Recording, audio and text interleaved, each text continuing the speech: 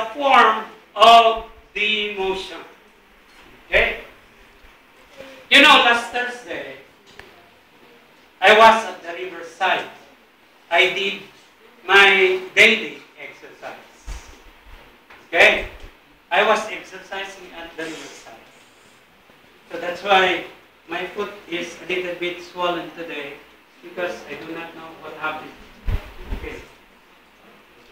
I saw a father and a son. The father has a stroller. Meron siyang stroller. Okay. And at first, tapos na akong mag-exercise, naupo ako. So I observe people passing by.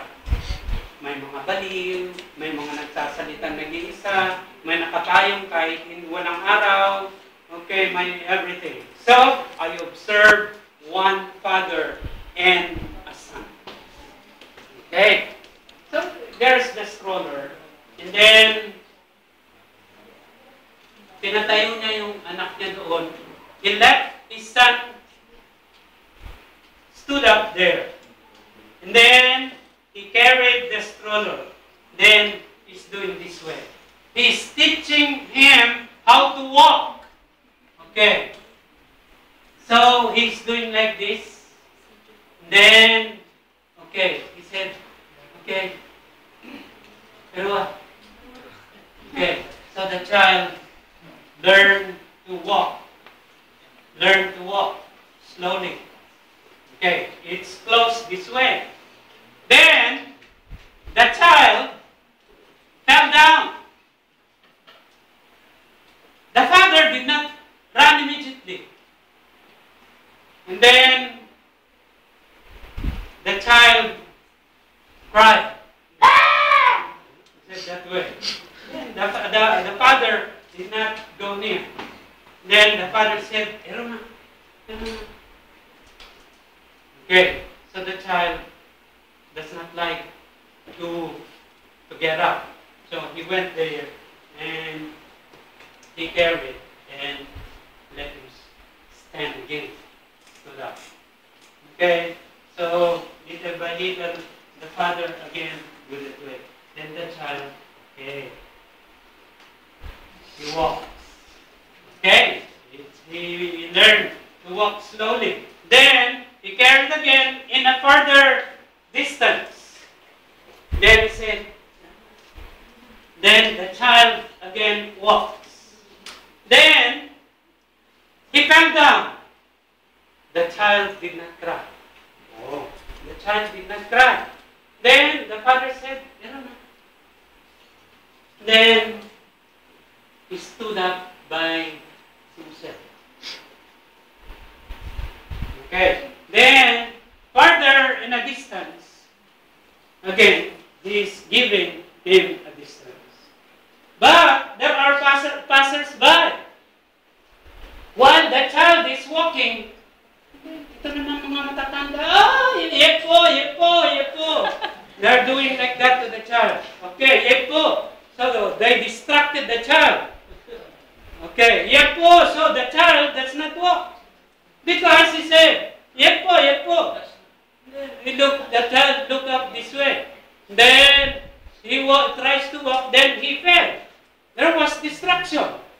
Then the father said again, Erona, Erona, Erona. Then he tries to walk. Then there's another man. He said, okay, oh, tang. He said that way, bread. He's going to give bread again to the child. Okay, of course the child likes the bread. So, another distraction. Then the child, while eating, then he fell down. Okay, then I said, wow, I learned those things. That in this world, there's so many distractions. Even what you call our walking, going to God, we fall. We fall probably a lot of times. But God said, stand. Tumayo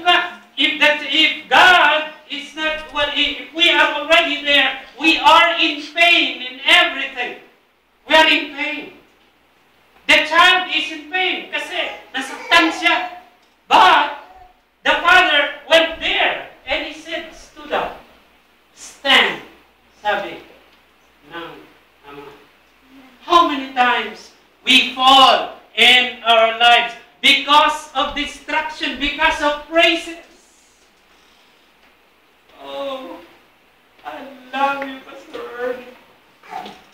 I love your money. I love your car. I love everything. Distraction in life. So many distractions in this world. Especially the material things.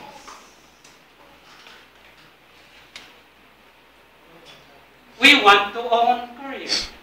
We want to bring home Korea in the Philippines. Siguro pumunta kayo sa bahay nyo, ang inyong mga gamit ay puro galing Korea. Pati pulo.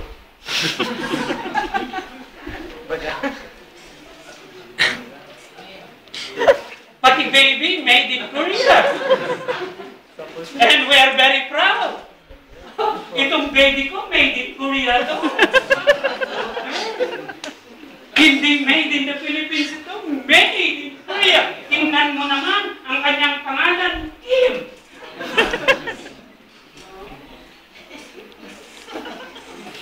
Pagpayat, Kim Mundo.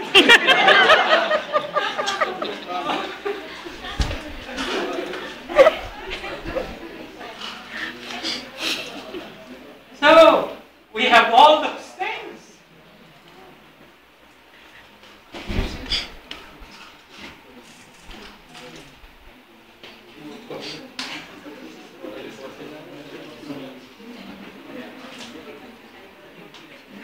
So many distractions within our works here in Korea. Especially for the TNTs. Distraction number 1, the immigration. Okay? Pagka may immigration, may immigration daw dyan. Ako, takbo hanggang bundok. Okay? Because it is a distraction within our job. Okay? That is true. But, this will not discourage you at all. This is life. Yes. That you are illegal will not discourage you at all. Before you came to Korea, you know already that you will become TNT. Pray to God that you are still here. God has a purpose still in your life. Amen. Discover it. May layunin pa. May purpose pa ang Panginoon. It is not what we call a demotion. TNT na ako. And then you'll be afraid to work. That's not. Anong gagawin mo dito sa Korea? God gave this land to you. Sabi nga, God gave this land to me. Then you have to go out. That is the thing. Pray that you're not going to meet the immigration.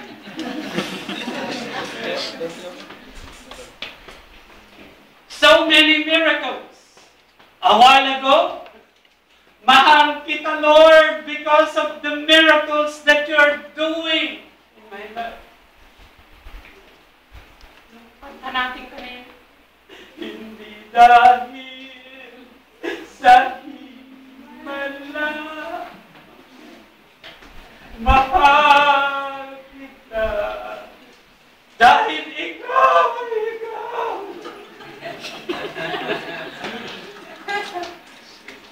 Do you know that the Lord is holy? That the Lord is great? Yes.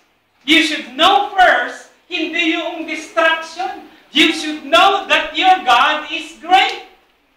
That is going to save you. If there is immigration in there, Lord, pulagin mong immigration na ito. So that it's not going to see me. Then, the Lord will make miracles.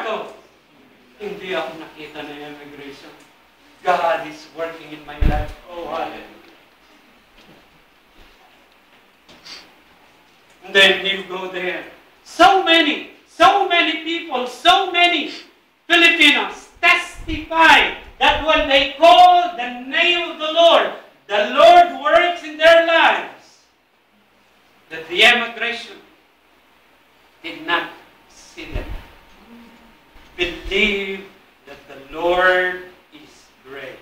Amen. And He can do a greater things in your life. Amen. Remember that God has a plan in your life.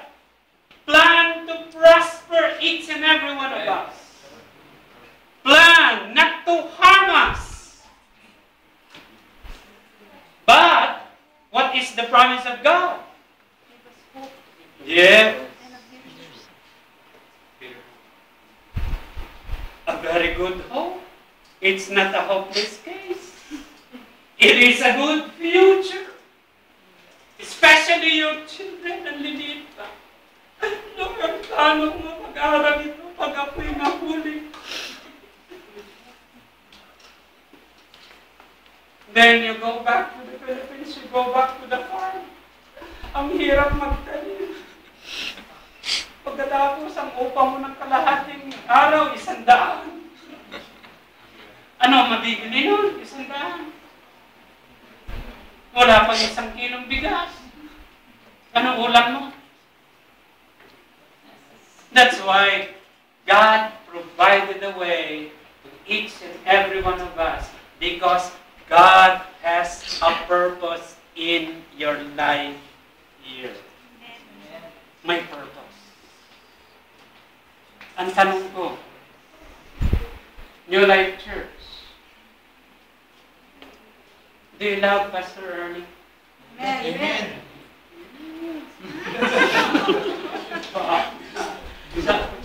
Kayo po minsan, yung Pastor Ernie, may paborito. Maniwala ka dyan, Pastor Ernie?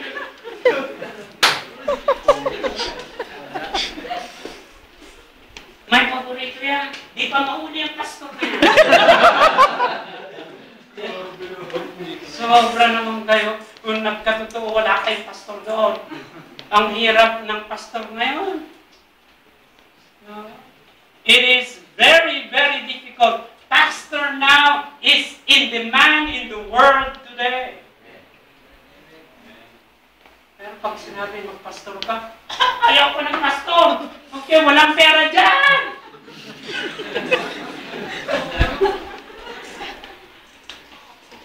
Bakit naghihirap si Pastor Ernie? No.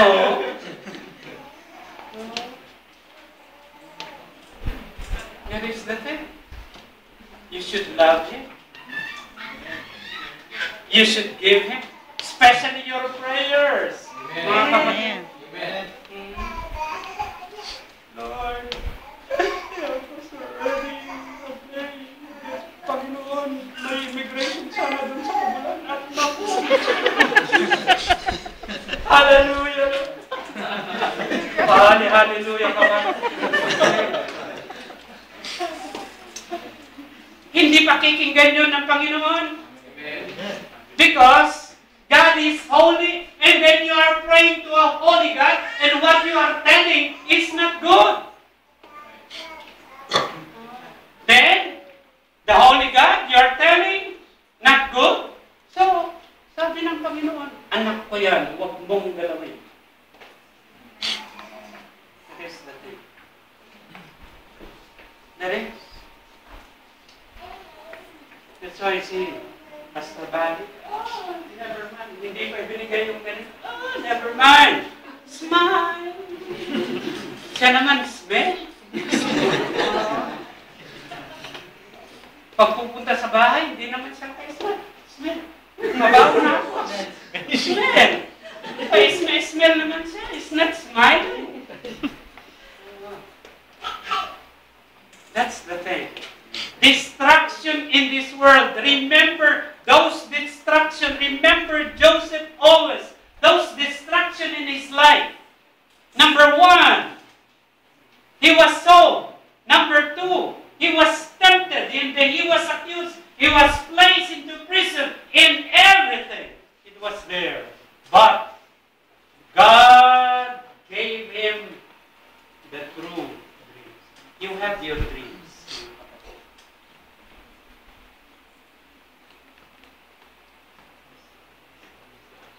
At least for me, I have only one son. JR is there. I told the other Sunday doon sa Riondo. I told. When he was small, when he cried, I also, pag sinabi niya, iiyak si JR, yeah!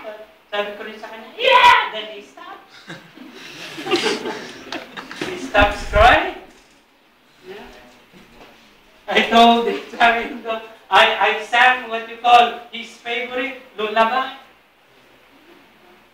You know, he has a favorite lullaby, si JR. Nung maliit. Okay. So, yeah. The favorite, my son, is there. Okay. Will you, where is si JR?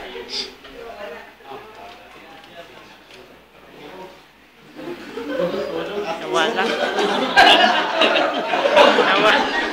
Nawala. So,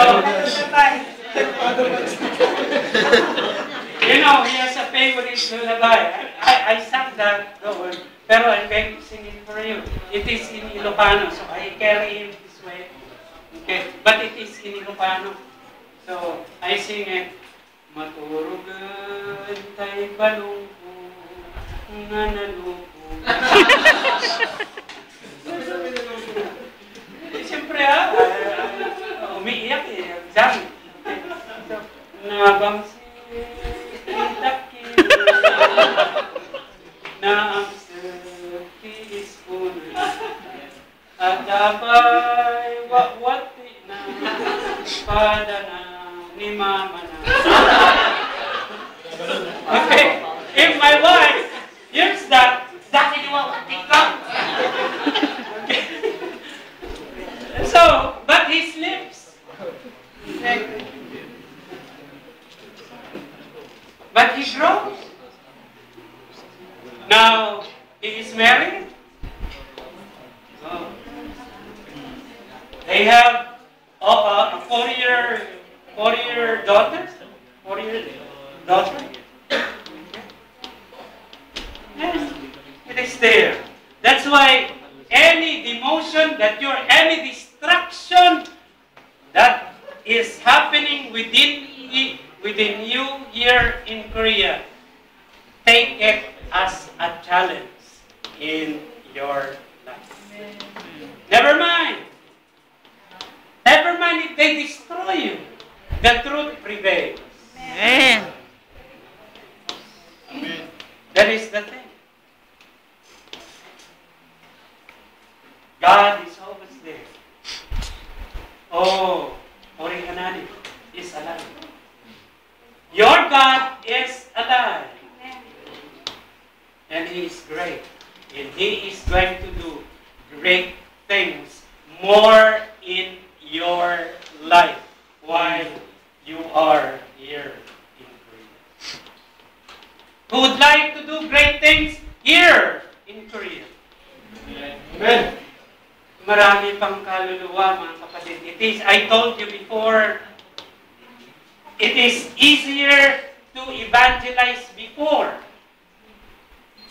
Noon, ang ginawa ko dito sa Subuk Church, ako ang bankero, ako ang taga-bangko ng kanilang pera, ako ang kartero, ako ang dinadatingan ng mga what do you call, sulat, kasi wala pang telephone was scarce, wala pa.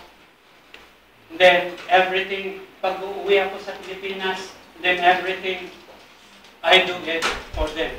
And then, helping Filipinos before is what you call a bridge mechanism. I have to bring to the hospital, all free, doon sa mga libre, doon sa mga libre. Pero ngayon, alam na ang mga Pilipino kung saan ang libre. They will no longer go to the pastor because everybody knows where free is. No more. That's why today, dadalhin kita sa ay, alam ko na yun. Mas marunong pa siya. Alam ko na yun. Alam ko na yung pastor, huwag ka nang sumama. In everything. The last is this. Number 3, for us to be whole should be first broken. For us to be whole, we should be first broken. Okay. So, I love stories.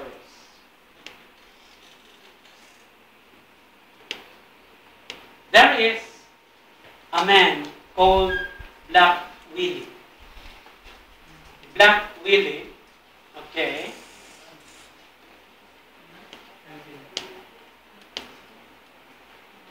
He hated the pastor very much.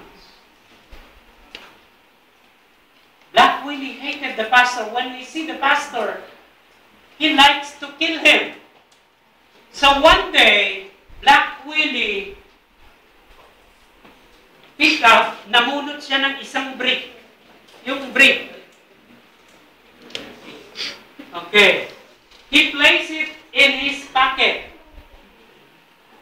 And he is going to kill the pastor and meet him.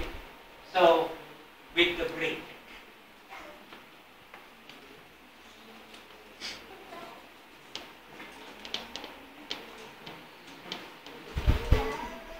But something happened to his life.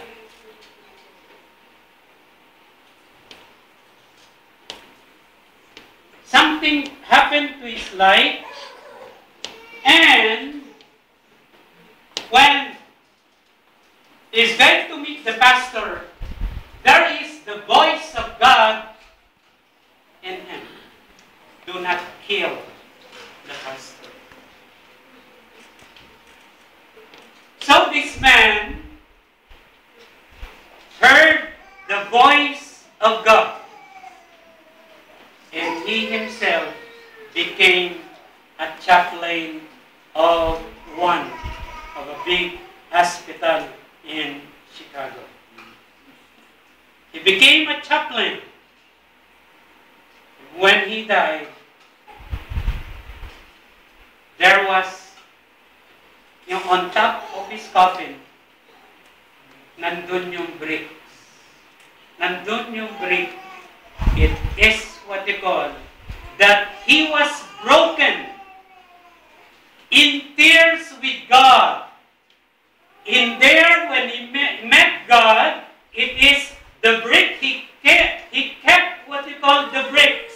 And that is what they call his inspiration to become a chaplain.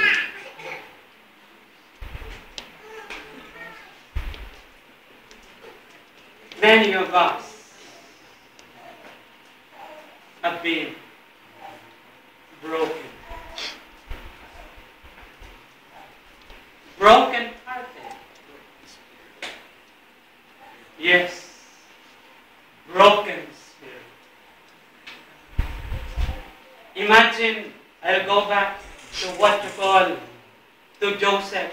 He was broken so many times. But when there was what you call the whole thing, his family became whole again.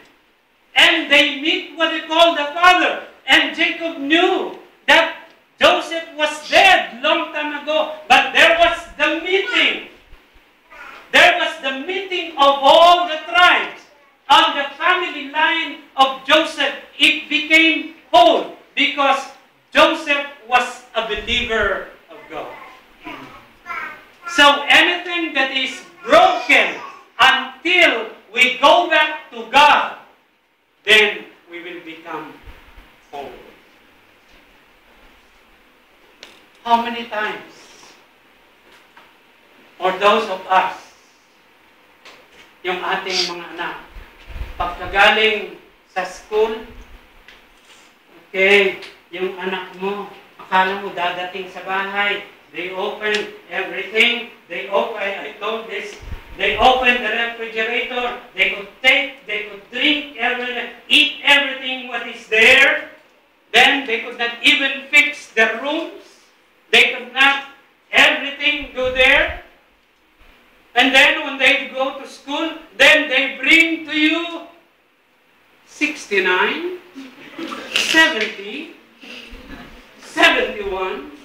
failing grades with all your sacrifices, and that is what they're doing. Broken-hearted father, broken-hearted mother. How could it be? How will it become a home?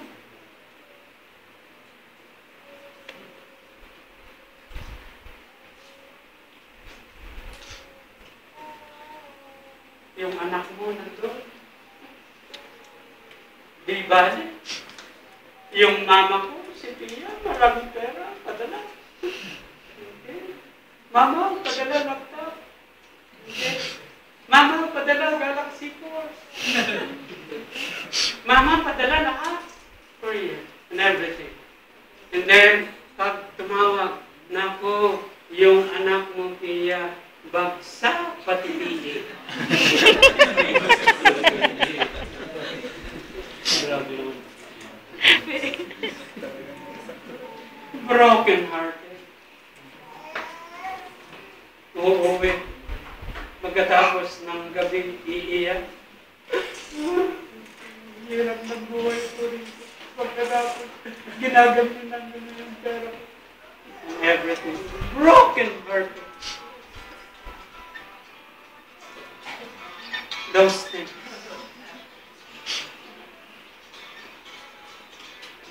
But how are we going to do it? Share the words of God to them. Hindi lang yung material things that you could share. Especially, pag nag-Facebook kayo, share the words of God to your children. To your parents. And everything. It is not only the don't.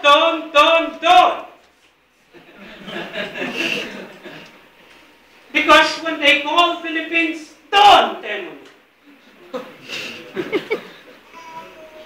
or everything, don't, money. Ikaw naman dito, umuutang ka. Yung iba naman dito, nako, anak, magpadala ng pera. Wala, mama, kuyat ako. Saan ka galing? Doon po sa casino. I hope walang nagkakasino rito. Amen? Amen. Pero may tumataya ng waiting. You know, these things happen within our minds. One time, a pastor again is going home to end up with. The pastor is going home. Then he was robbed. Pinakawan yung kawawang pastor. Kinuha ang kanyang cellphone. Kinuha ang pera niyang natitira sa wallet. Pagkatapos,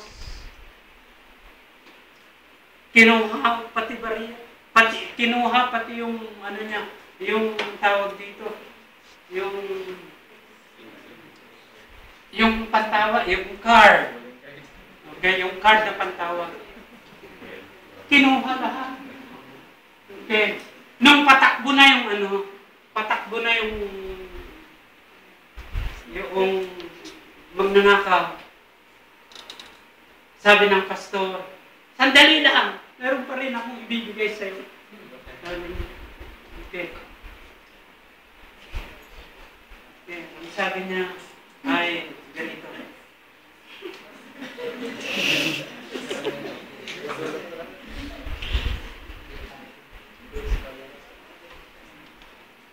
Okay. Ang sabi niya, meron pa akong ibibigay sa'yo.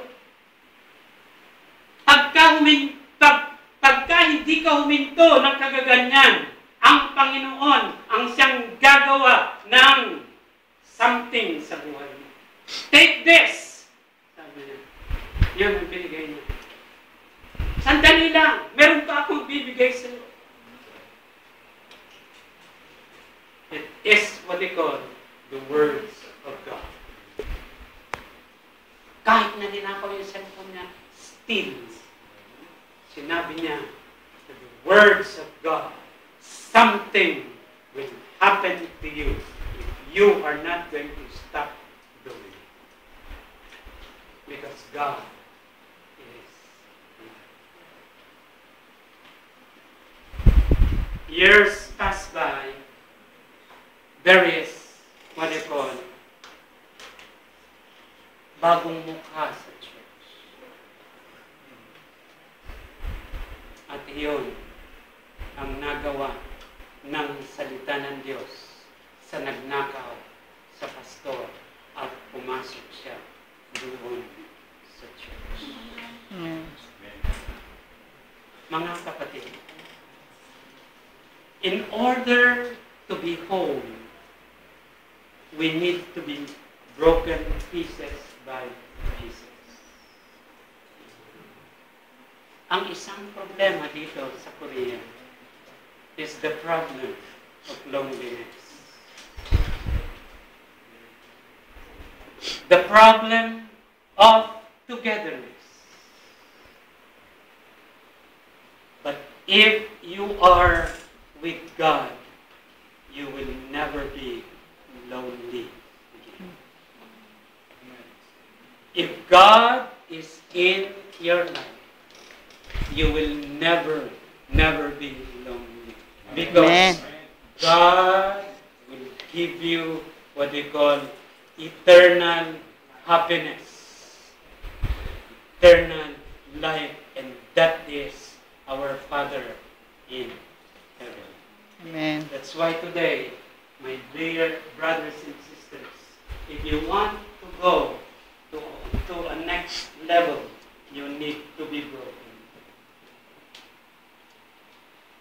To become a whole. Especially when God comes, we will be united with Him. Father God, we thank you. We thank you, Father God, for your goodness. We thank you for you are a holy God. You are a great God, Lord. As you have promised, Father God, that you have plans for each and every one of us. Plan, Father God, to prosper each and every one of us, especially, Lord, within this spiritual life. Enlighten my brothers and sisters, Father God, that they will grow, Father Lord, in the spiritual life. They will go into the next level, Father God, every steps of their life. Lord God, today, probably some of us are broken-hearted. But Lord, there's nothing impossible with you. Walang imposible sa iyo, Panginoon. You can heal the broken-hearted. Thank you, Father God, for you're so good. Good to my brothers and sisters as they work here in Korea, Father God. Bless them always. Let them always remember that you are the great God, the holy God that we are worshiping. Thank you, Father God, for your works today. As we go home, Lord, we take your promise that we are going to have a good hope, Father God. A good future, Lord. As you did into the life of Joseph, Father God. We are in a foreign land.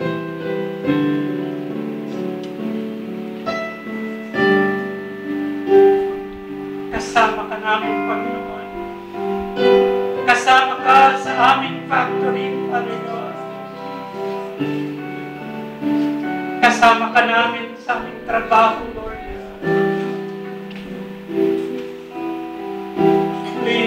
guide. We need your guidance, especially the power of your Holy Spirit. Please be with us.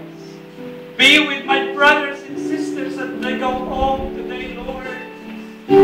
Protect them. Guide them. Also, Korea, Father Lord, the country that we are working. Let there be peace in this land, Father God. Especially within our hearts, Father Lord. Let there be peace, let there be love, Father God. Bind us always in one love, in one spirit, Father God, so that we could go always into the next levels within our life. Also, Father Lord, our loved ones in the Philippines. Guide them, Lord. Meet all their needs, Father Lord, especially, Father God, their spiritual needs. Let there be salvation, Father God, every family, Lord. Thank you, Lord. Oh, Father. Thank you, Lord, for the love. Thank you for the salvation. Continue to shout blessings upon you. Continue, Father God. Thank you, Lord, today. As we continue, Lord, for worshiping, bless each and every one of us. In Jesus' name we pray. Amen.